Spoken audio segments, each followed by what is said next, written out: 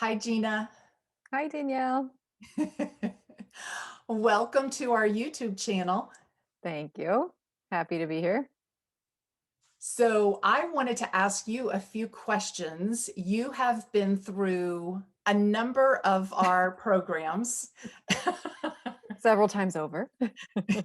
Yes, and we do want to talk about that several times over hmm because some wives have problems bringing their husbands just one time. I think you brought him almost four times. So, And I'll tell you why later. well, let's back up and talk about first, how did you meet Darren? We're eHarmony connection. So through doing that site and after the first few dates, you kind of decide, I guess, if you want to, you know, say see you later or we continued on and it ended up working out so far. 7-year itch coming up. Oh, is it? 7 year, yeah. Congratulations. Thank you. And how many kids? 2 kids, one is turns 5 on Wednesday, and the other one turns 1 next Saturday. We have led a marriage curriculum on behalf of the church. We've done it 17 times now, and it's called Thrive. Mhm. And it's an 8-week program. Curious to know how did you hear about Thrive? Did Darren want to go? Did he know what he was walking into? Share that story with us. Yes, yes, well, we, of the 17 times that you did it, we did it with you 4. So so I'll speak to the first time. We Okay. were just at this really rough patch. When we are both stressed, we are very not good to each other when we're both stressed at the same time. And I think it was just right around that 3 year mark or so. We had Isabella. She was young. She was probably 9 months old or something like that when we went the first time. And it was just readjusting to, adjusting to a new schedule and a new priority in our lives and learning to adjust and live with each other and arguing with each other. He had come from a household where he had heard his parents argue once.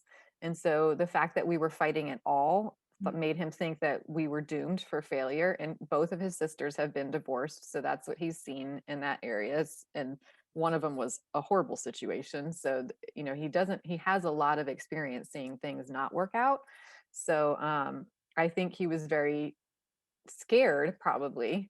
And so I was starting to look at counseling options. We went and saw our the guy that we did the premarital stuff with. It was like 3 sessions of premarital counseling or whatever it is that they require you to have, and um, he thought it was a lot of money for really not any production of anything. And so I was just looking at resources that North Point had, and this was one of them, and it was really inexpensive, which for him is a hot button. So, it was honestly really inexpensive therapy in a way. And I did come up with, I found it and I said, would you be willing to go and do this? And for us, a little 8-week session with a young child is kind of a perfect amount of commitment because finding a sitter for 8 weeks is much more doable than finding just saying, I'm going to join a small group and have to be every single week for however, interminably. It could be 2 years, 18 months, 18 2 years. months or something like that. And so Right. that's just sounds so ridiculous to anybody who's a full-time who has kids. Like, how do you find a babysitter every single week for 2 years? Like, it's just crazy unless you have like your parents living next door. So, so that is something that's just for us manageable. And so, when we went the first few, I would say Darren was like, okay. And I think more because of it was incredibly less expensive than the option of going to like what I call traditional therapy. I hate to say like real therapy, but traditional therapy, where you go and you see an individual person's counselor. And so we went, and the first couple of times that we were doing the homework together, I mean, no joke, he's sitting on that couch, I'm sitting on this couch, and he is like arms crossed. I mean, just one word or one sentence answers, like not having any of this. And I think sometimes when we can't talk to each other, I'll email him Yeah. and we can email back and forth if we're not able to have good face-to-face conversations, and we're able to communicate better like that sometimes. Much more so early on, not as much now that we've been through Thrive 4 times. I did the same thing early on. Yeah. Yeah, and so, I remember specifically a phrase that he said when I was kinda asking, "You don't seem to be involved, or, you don't say much, and I know you're not one to say much anyway, but, I'm trying to pull a little bit more out of him." And he said, I and his phrase was something to the effect of, "I really didn't wanna go this deep." Oh, So, I was, like, crushed of my world crushing, like, my husband doesn't wanna be this intimate with me, he doesn't wanna work at it this right. hard. And I think, knowing now what we know, he had a father who provided, you bring the paycheck home, and that's all he was responsible for. Right. Right. And he took care of the yard, and that's what the men had to do in that. And it's also a generational thing, I think, too. This is kind of a new thing in general, I think, for a lot of men who never had the example of a father showing them how to be emotionally connected to their wives. S- Exactly. So I mean, it just, they never were given that, or if they were, it was in very small doses, or it was on Mother's Day or on their birthdays. They saw those kinds of things, or on special occasions. It was not a daily thing that they saw their parents work through trying to be Right. connected to each other. And so, and I had more experience seeing that than he did with my family, but not a lot more, some more. But my parents were physically attentive to each other much more than his were. But so I just think the examples that were given, and he just never saw it. And so, and his father was very much a patriarch and the head of the household. It was not a partnership. It was not a 50-50 partnership. He was definitely in an elevated position compared to the mother. And so what he said went, and there wasn't a lot of argument. I think she figured out how to get things that she wanted, because I think that's what women can do. But it's just different. It was just a different generation. So, but now that we've been through it, we can't argue, and we cannot think that it's the end of the world, and we can do those things. So, it's much better in that realm. And I know some of the other questions will, lend to that more, so I won't go into too much depth. But initially, he was not on board. So, And and do you know or can you pinpoint when the arms went from this to kinda leaning in a bit more? probably, I would say the arms at least were no longer crossed the second time we did Thrive. By the end of the first Thrive, he would say this phrase, "I can see the value in it." So Okay. he was understanding that, and that became a phrase that he said a lot. Like, "I can see the value in this." And I think it took him until probably the third time where he started leaning in, and where he started, like, maybe asking me more questions, and kind of going the extra mile and thinking about things more, and it not just being when we did the homework. You could tell he was thinking of it outside of that and implementing things more. But it really took at least going through it a full 2 times. So, 16 weeks of this, and the same material again, um, before he was, I think, open to delving into it. And even now he has said, um, that he admits that we all need counseling just because of life.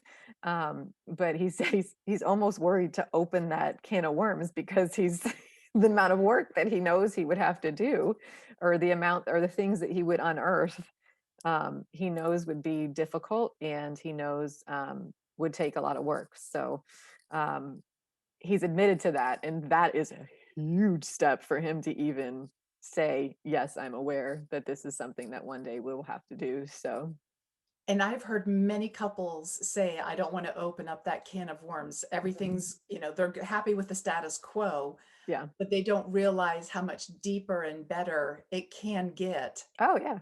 with opening up that can. And we have these sweet newlywed couples that come in and they're leaning in going, "It's okay to fight." Yeah, And I'm like, "Look, exactly. there's a way to fight, and the most important part is how you repair." Mhm. And so you can see they're like, "Oh, okay, so this is normal." Right, yeah. And And even for them to understand that it is normal and that it happens to everyone. And we have to break this stigma that Mhm. our every marriage, I mean, we've now mentored 150 couples. Every single marriage has some kind of issue that they're working through, working on, and we Or all have our ignoring. highs and lows, right? Yep. We wish we could freeze the highs and eliminate the lows, but that's Right, not realistic. right. And you just have to learn how to weather and get through those moments. And nobody arrives. Russ, he's been in counseling So 22 true. years. I've been in it with him for 17 years. We do not arrive. Right. No one does, but you learn to manage it better, Exactly. right? Yep, And then that builds the intimacy and brings you closer. yep. And and the best part is gives you peace, right? In a world that you so need it. Especially with two little ones. Yes, yes, yes. One thing that our counselor has always told us is even in the middle of a fight, it's absolutely critical to pause and stop completely. We should have stopped No, probably 15 minutes before we did. and but what I love about your story is that's going to be the way things happen, right? That I don't want to present something that's like, oh, that's unique and they're so special of a couple. But what really stuck with me when he talked about that, if you can catch yourself in that 1 second and pause, Mhm. you know, some people will say, there's no way I can ever pause like that. And what I've asked people who say that is, let's say you're about to drive up to the drive-through window. You're arguing with your partner, but you turn and you're nice to the cashier. Right. Or you get a work call. You're in the middle of a fight with your spouse, but you pick up the work call and you're like, hi, and you're talking to your boss.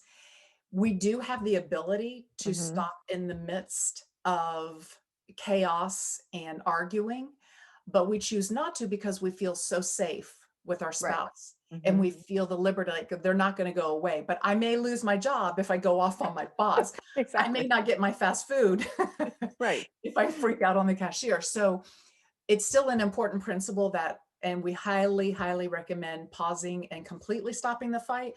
But you are a wonderful example of how it does continue on, but how you were able to go back to it. And that's Mhm. the critical part, is going back to it.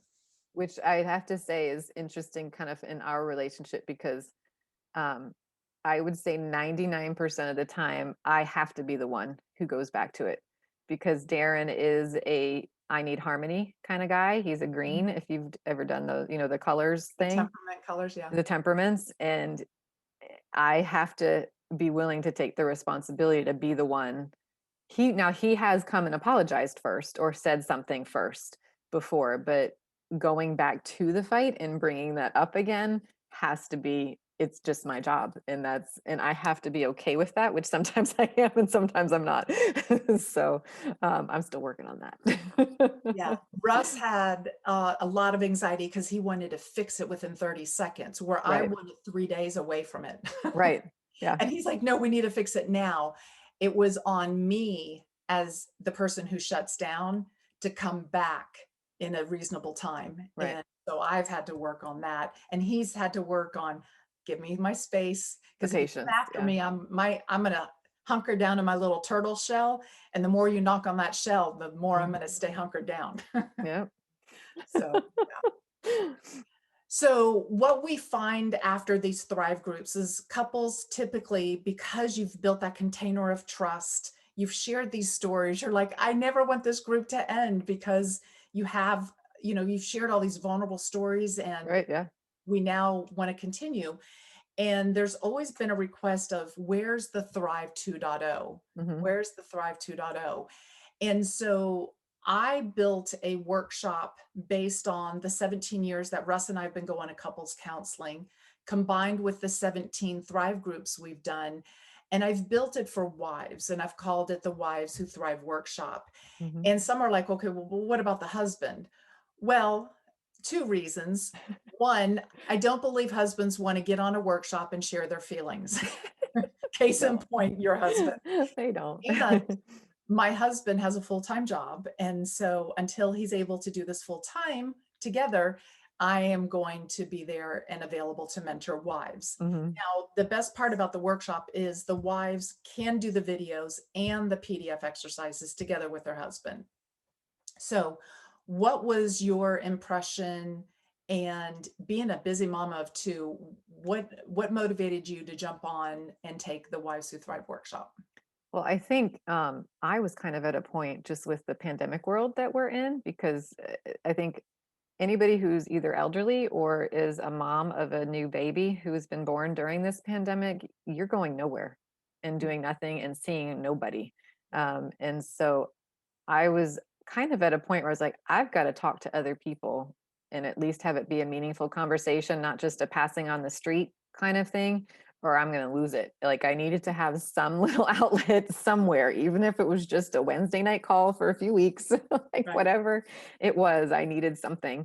And I don't know if I just saw an email from you or what it was that I figured out that you were doing this workshop, but and so I talked with Darren about it, and Riley was right at that age where I was just about getting him through the night and on a regular schedule. And so I was able to figure it out with Darren, and Darren graciously said, yes, I'll take over bedtime responsibilities because Izzy will go a little bit beyond when RJ is going down.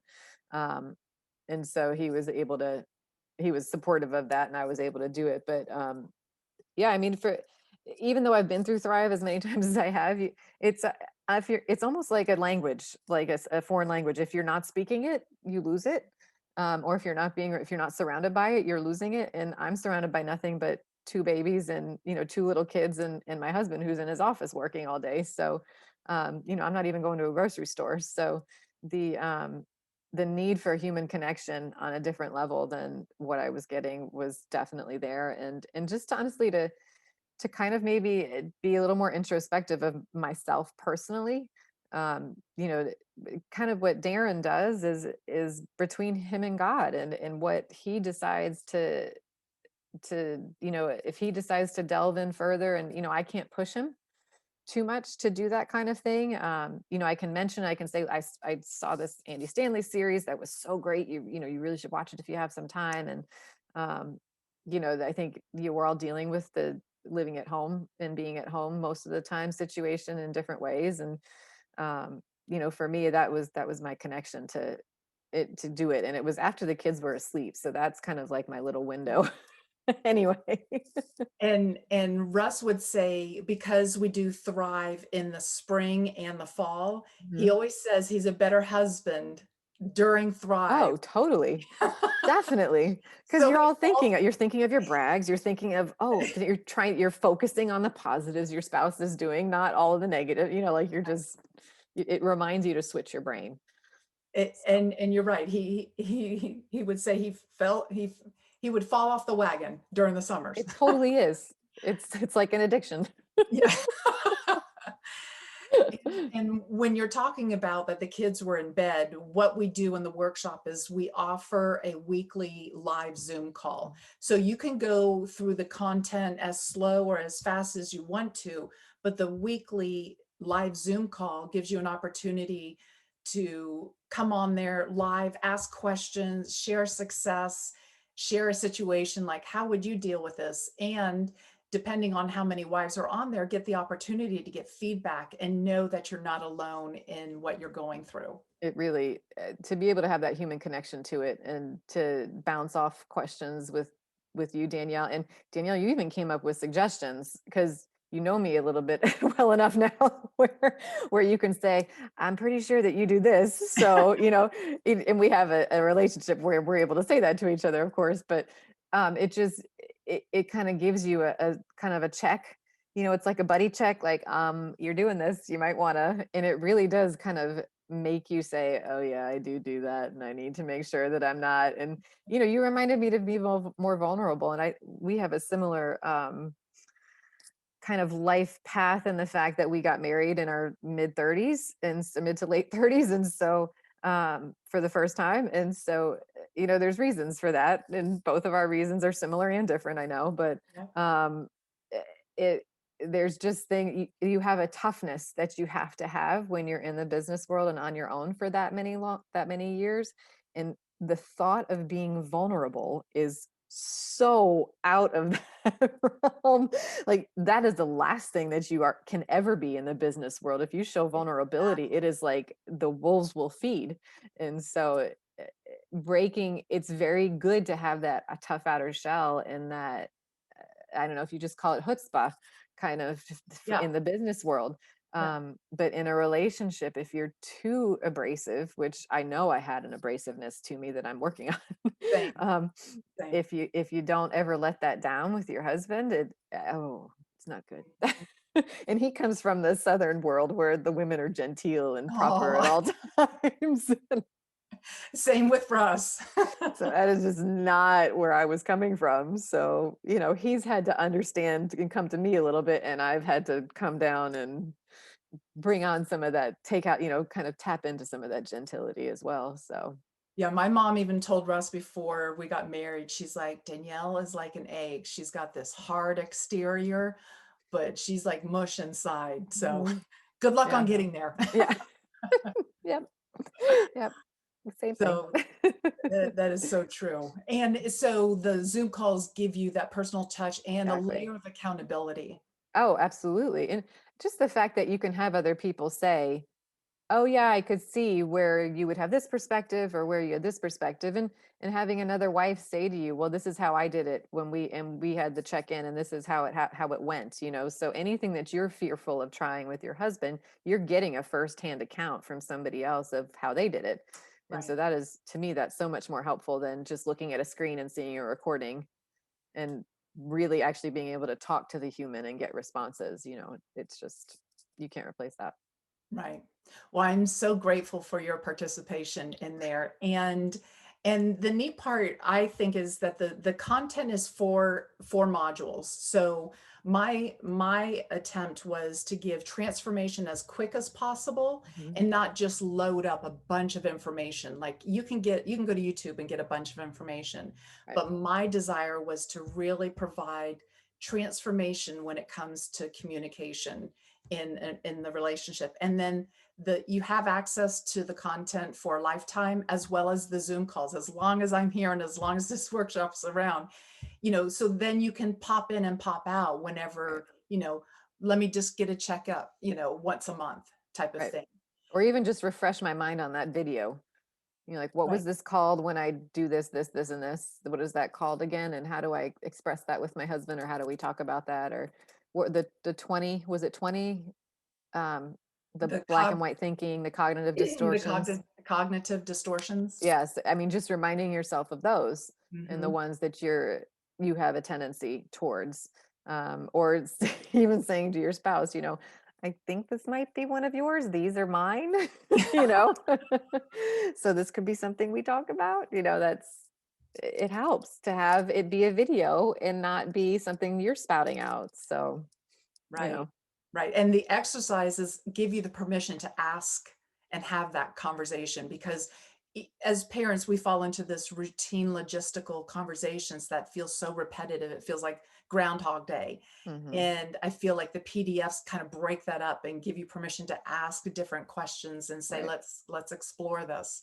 As a busy mama, why would you recommend other mamas to sign up for the workshop when they already have so much on their plate? It was funny. Literally 9 minutes before we were scheduled to start this call, I have yet to be able to get to our kitchen today. And so, it's amazing how many, I set a timer for 6 minutes, and that's how long I had to do some dishes. So you'd be amazed at how many dishes you can wash in 6 minutes when you have to. But I'm sitting there thinking, and I was actually, it's funny, I was thinking about that question because I'd read through the questions beforehand just to have an idea. And so I was thinking about that, and my sister-in-law had given me this book, this devotional book that was like the perfect devotional book for brand new moms when I had Isabella. And it's 90 days of devotions, and every day is just one page. So it's doable when you have an infant.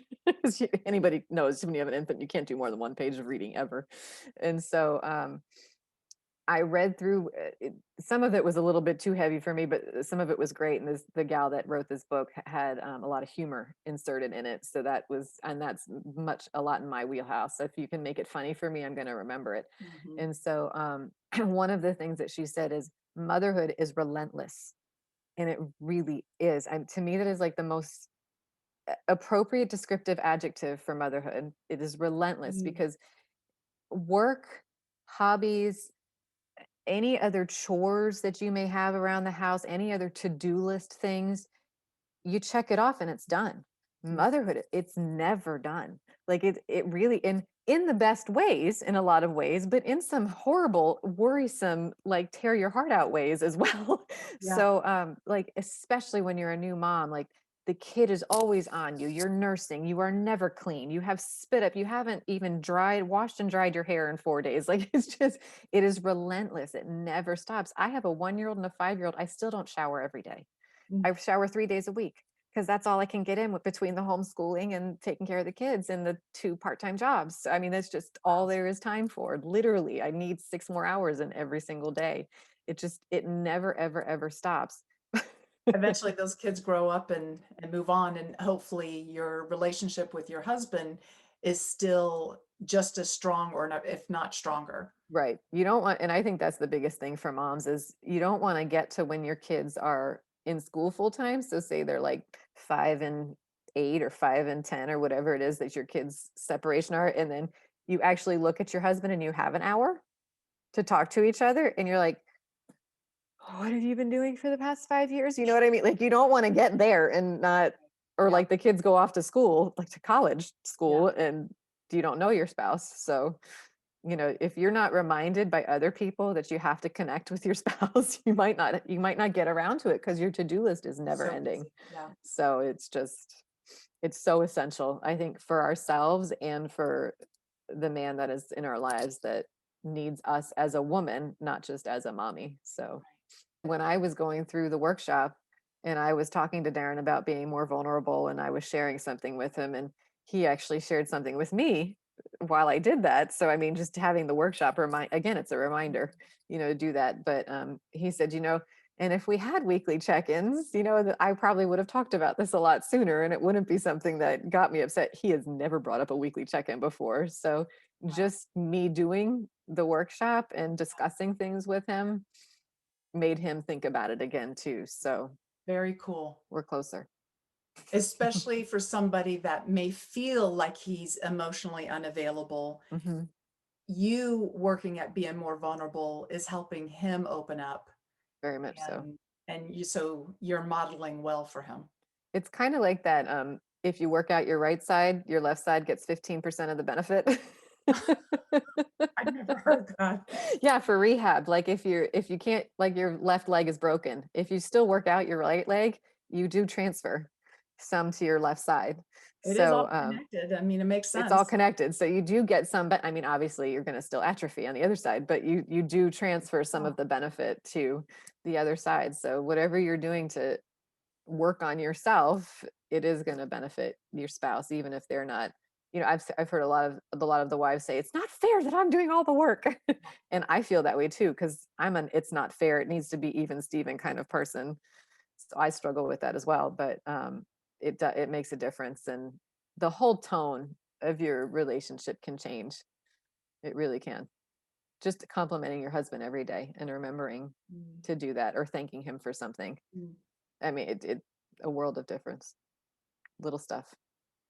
Well, on that note, we will end this interview, and that was a fantastic place to end. So, Yes. wives, remember to brag on your husband. Hopefully, you model it well. He'll start bragging back on you. And brag to other people about your husband. Yes, yes. That's big too. And so, thank you to Darren. I assume he's supervising their nap time right now, and Can't believe I've not heard a peep. well, Amazing. grateful. And we hit an hour exactly. So, thank you for your time, Of and course. I'll see you back in the workshop on the Zoom calls. Yes. When I get to it, I will be there. Thanks so much, Gina. You're welcome. Okay, bye-bye. Bye-bye.